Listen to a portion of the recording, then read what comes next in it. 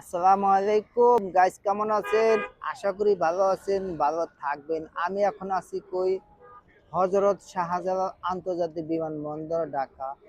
এই বিমানবন্দরটা আগের চেয়ে অনেক উন্নত। আমরা আগে যখন 1990 সালে আমরা যখন এয়ারপোর্টে আসতাম তো দেখতাম আগের এয়ারপোর্ট আর এখনকার এয়ারপোর্ট এক না। এখন বর্তমানে একটু সৌন্দর্যটা একটু বেশি আছে, কারণ কি আগে এত সুন্দর ছিল না। এই জন্য আগের পরিবেশ আর এখনকার পরিবেশটা এক না। তো এয়ারপোর্টটা মোটামুটি অনেক সুন্দর। হয়তো বিদেশে আরো বেশি সুন্দর। আমি বিদেশে আরো বেশি সুন্দর, হয়তো আমাদের বাংলাদেশে যতটুকু আছে সৌন্দর্য, আমি এটাকে সৌন্দর্য যতটুকু দেখি আমি অতটুকুই বলতে পারবো। তো কতটুকু সৌন্দর্য আছে, তো এটাই ঢাকা হজরত শাহজালাল আন্তর্জাতিক বিমানবন্দর। এই যে বিমানবন্দর অবস্থা, এই সৌন্দর্যটা আপনি এখানে একটা লোগো দিয়েছে বল সিস্টেম, এটা একটা সৌন্দর্য। হয়তো আরো সৌন্দর্য, হয়তো ভবিষ্যতে এটা আরো সুন্দর হইতে পারে, হয়তো আমরা বেঁচে থাকবো কিনা আমরা জানি না। তো আরো সুন্দর হোক, আমাদের প্রজন্ম যারা আসবে তারা যেন এই সৌন্দর্যটা উপভোগ করতে পারে। আর আমরা যদি বেঁচে থাকতে পারি আরো কিছুদিন, হয়তো আমরা কিছুদিন বেঁচে থাকলে আমরা আরো কিছু সৌন্দর্য উপভোগ করতে পারবো কিংবা দেখতে পারবো। তো আমি আপনাদেরকে সরাসরি এয়ারপোর্ট থেকে হজরত শাহজালাল আন্তর্জাতিক বিমানবন্দর থেকে আমি আপনাদেরকে ভিডিও করে সরাসরি দেখানোর চেষ্টা করেছি। জানি না কতটুকু দেখছে।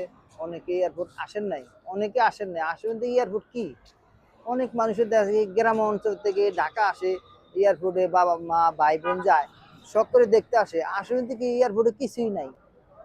আপনি ওখানে যাবেন, যাত্রী নামে দিয়ে আপনি আবার চলে আসতে হবে।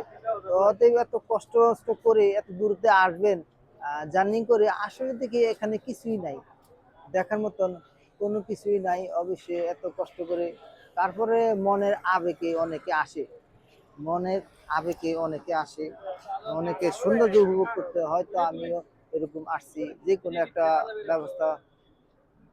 অবস্থায় আমি আসছি এখানে। এটা হলো এয়ারপোর্টের লাইফ।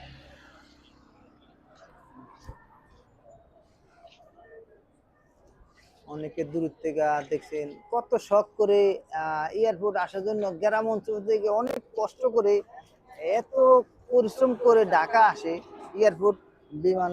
কিন্তু এখানে বিমান দেখা যায় না। যারা অনেক কষ্ট করে দেশ গ্রাম থেকে আসেন, কিন্তু এখানে বিমান দেখার মতো কোনো সুযোগ নাই, স্পট নাই।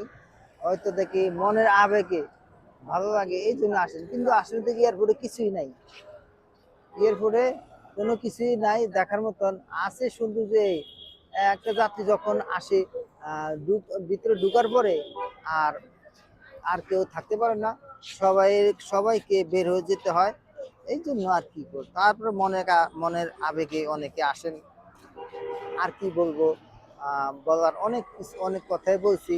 হয়তো আমি যদি ভুল যদি বলে থাকি, হয়তো আপনারা আমাকে ক্ষমা করে দিবেন। আমি আপনাদেরকে এয়ারপোর্টটা দেখানোর চেষ্টা করেছি। এটা হইল হজরত শাহজালাল আন্তর্জাতিক বিমানবন্দর, ঢাকা।